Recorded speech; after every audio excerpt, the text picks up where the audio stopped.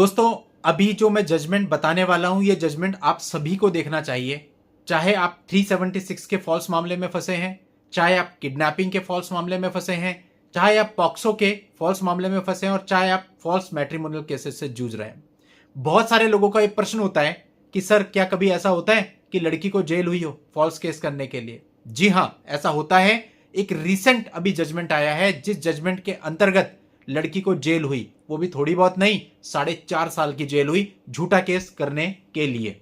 और दोस्तों, इतना ही नहीं, उसके ऊपर जुर्माना भी लगाया गया लगभग 5.5 से 6 लाख रुपए के बीच में। तो यह बहुत बड़ा जजमेंट है आज के सिनेरियो में, क्योंकि आज के सिनेरियो में देखा जाता है कि अगर लड़के के ऊपर कोई फॉल्स केस कर दिया जाता है तो उसके पास कोई रास्ता नहीं होता। अगर वो गवर्नमेंट जॉब में, उसके ऊपर फॉल्स 376 का आरोप लग गया तो भले ही वो उस आरोप से बरी हो जाए, लेकिन इनिशियली उसको जेल जाना पड़ता है, जेल रहना पड़ता है जब तक कि उसकी बेल नहीं हुई। वो 2 महीने टाइम हो सकता है, 3 महीने हो सकता है। इस मामले में लड़का 4.5 साल जेल में रहा। दोस्तों सोचिए, क्या हैरेसमेंट, और क्या उसका वो समय वापस आ सकता है? तो दोस्तों, ऐसा देश में कई सारे लोगों के साथ हो रहा है और ऐसे में ये वर्डिक्ट संजीवनी की तरह कह सकते हैं, क्योंकि अगर इस तरह की वर्डिक्ट आएगी तो गलत करने वाले लोगों पे लगाम लगेगी। और यहां पे कोर्ट ने यह भी कहा, इस तरह से जो लड़कियां गलत करती हैं, वो जो एक्चुअल विक्टिम होती हैं, उनके साथ कितना बुरा करती हैं, इसका अंदाजा भी शायद उन लोगों को नहीं है। तो दोस्तों, ये पूरा वीडियो आप ध्यान से देखना, ये जजमेंट आप ध्यान से देखना, समझना, और इसका डेफिनेटली लाभ आप लोगों को मिलेगा। तो दोस्तों, आखिर तक इस वीडियो में बने रहना। अभी तक भी चैनल को सब्सक्राइब नहीं किया है तो फटाफट चैनल को सब्सक्राइब करके नोटिफिकेशन बेल पर जरूर क्लिक कर दें, ताकि इस चैनल पर आने वाली सभी वीडियोज की निरंतर और सबसे पहले जानकारियां आपको मिल सकें। दोस्तों, पहले मैं आपको इस मामले के फैक्ट्स बता देता हूं। 2019 की बात है, लड़की माइनर थी, 15 साल केवल उसकी एज थी। उसकी मदर ने एक मामला दर्ज करवाया एक लड़के के खिलाफ जिसकी आयु 21 वर्ष थी, कि वो उसकी बेटी को किडनैप करके ले गया है और उसके साथ बलात्कार किया गया है। दोस्तों, यहाँ बैकग्राउंड ये था कि लड़का एक जगराता कंपनी में काम करता था। उसके घर पे, लड़की के घर पे उसका आना जाना था और उस लड़की से उसकी दोस्ती थी।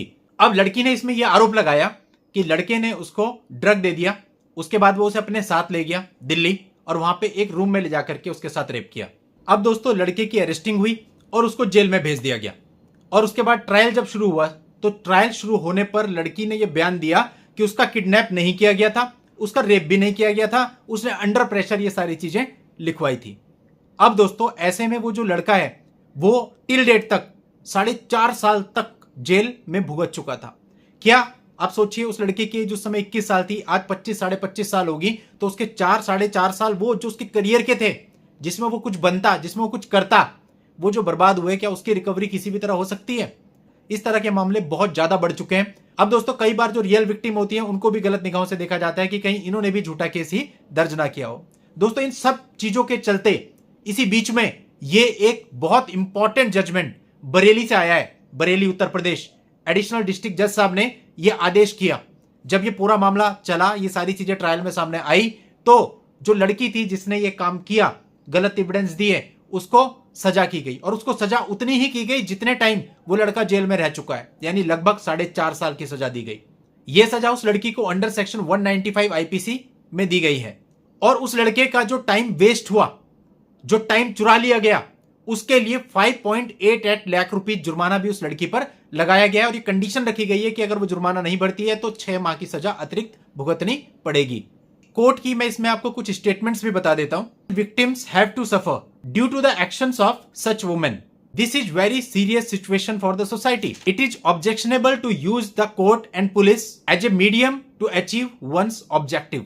Women can't be allowed to attack the interest of men for unfair advantage. तो ये जो मामला है, ये उन सभी लोगों के लिए जो झूठे केस से जूझ रहे हैं, एक रामबाण औषधि की तरह है, क्योंकि इन मामलों में करियर भी चला जाता है, नौकरी भी चली जाती है, और जब लड़का बाइज्जत बरी होता है तो बस वो छूट जाता है। लेकिन जितना टाइम उसने जेल में भुगता, जितना समय उसका ट्रायल में लगा, जितना पैसा खर्च हुआ, उन सब चीजों की कोई रिकवरी नहीं होती। यहां कोर्ट ने रिकवरी दी, बोला ठीक है, जिसने गलत किया उसको भी उतना टाइम जेल में रहना पड़ेगा जितना टाइम वो लड़का जेल में रहा, और उसको 5.88 लाख रुपए जुर्माना भी उसको एज ए कंपनसेशन के तौर पर लगा दिया कि इतना जुर्माना भी उसको देना पड़ेगा।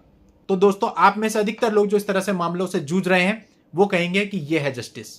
तो दोस्तों, ये पूरा जो मामला है, इसका लिंक मैं आपको इस वीडियो के नीचे डिस्क्रिप्शन में दे दूंगा, वहां जाके आप इस पूरे मामले की जानकारी ले सकते हैं।